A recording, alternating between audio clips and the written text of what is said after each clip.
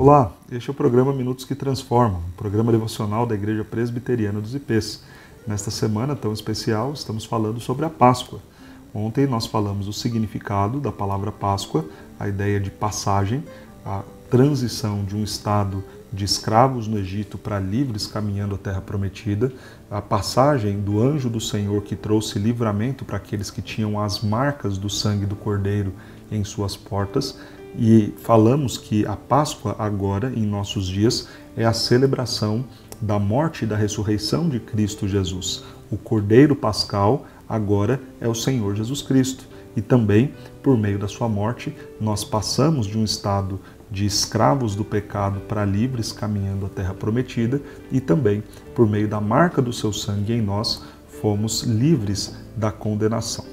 Quero falar um pouquinho sobre essa nossa necessidade de um Salvador. E para isso eu tenho que falar da seriedade do pecado. Veja como o pecado é algo extremamente sério na vida do homem.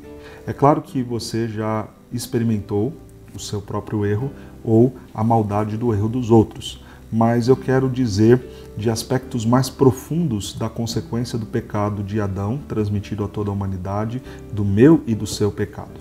E para isso eu convido você a ler comigo o texto que se encontra em Efésios, capítulo 2. Nós leremos do verso 1 em diante. Diz assim, Efésios 2.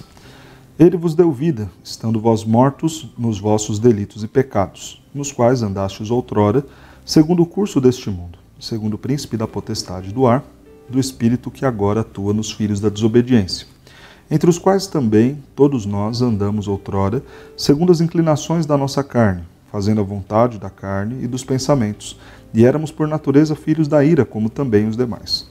Mas Deus, sendo rico em misericórdia, por causa do grande amor com que nos amou, e estando nós mortos em nossos delitos e pecados, nos deu vida juntamente com Cristo. Pela graça sois salvos, e juntamente com Ele nos ressuscitou, e nos fez assentar nos lugares celestiais em Cristo Jesus. Nós temos aqui o texto apontando para nós, primeiro, a profundidade e as consequências do pecado para o homem. O homem sem Cristo, na sua condição de pecado e na sua condição caída, ele é apresentado no texto como morto espiritualmente, apresentado como aquele que segue a vontade deste mundo, ou seja, faz tudo aquilo que o mundo inclina e toda a maldade que está presente no mundo, anda de acordo com a vontade de Satanás, e não precisa nem explicar muito o que é isso, certamente a vontade de Satanás não é uma vontade boa, anda de acordo com as inclinações da sua carne, e a sua carne agora ama, deseja, ambiciona o pecado, e é por natureza filho da ira. Veja a profundidade do pecado, a seriedade que traz o pecado para o homem. Qual é a consequência disso? O homem agora, por conta do pecado e dessa gravidade em que ele se encontra, está incapaz de salvar a si mesmo, impossibilitado de salvar a si mesmo e também indisposto a isso. Não é só uma questão de incapacidade, também não há disposição deste homem em fazer a vontade de Deus e em desejar a salvação. Precisa de uma intervenção divina para que este homem seja livre desta terrível condição que o pecado lhe colocou. Isso se assemelha muito à situação da nação de Israel quando estavam ali presos no Egito.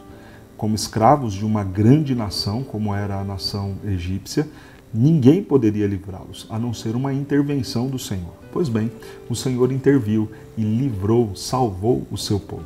Assim é a celebração da Páscoa em nossos dias. Nós vemos essa condição de incapacidade e indisposição do homem em salvar-se, ao ponto do Senhor ter que vir e fazer Ele este ato de nos salvar.